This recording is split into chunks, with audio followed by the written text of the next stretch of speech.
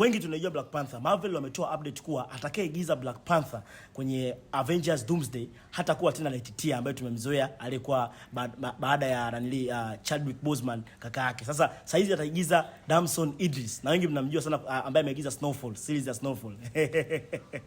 Unajua kwa nini nacheka? Nafurahi kwa sababu kusema kweli tangia Chadwick amefariki, ambaye tunajua amefariki, akaanza kuigiza yule Letitia. Mimi kusema kweli sikuipenda tena Black Panther.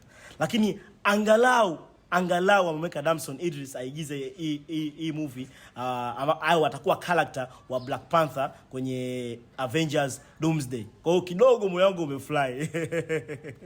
Lakini kusema kweli, mimi niseme tu ukweli. Niseme ukweli, mimi bado sijafurahi. Bado sijafurahi kabisa, hata kama wamesema kuwa kuna uwezekano wa huyu jamaa kuigiza Black Panther kwenye hiyo Avengers Doomsday, mimi bado sijaenjoy na sijafurahi. Kusema kweli, mimi mtu ambaye natamani angekuwa ndo Black Panther ni Michael B. Jordan.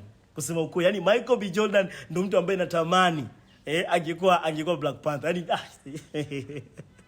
aliigiza Creed. Wengi mnamjua Michael B. Jordan ambaye ameigiza Creed, pia alikuwa ni adui kwenye Black Panther.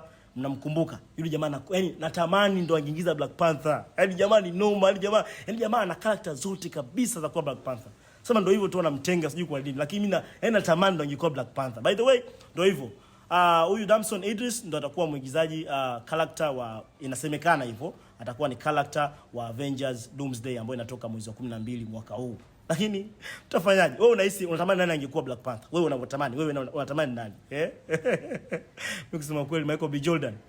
Mwanangu sana. By the way, kama kawaida, mikeka iko pale pale. Chukua mikeka kwenye bio yangu, chukua link kwenye bio yangu, ingia kwenye profile yangu, chukua ile link kwenye bio, nenda moja kwa moja kwenye ile account ya WhatsApp, follow ile page, chukua mikeka bure, tia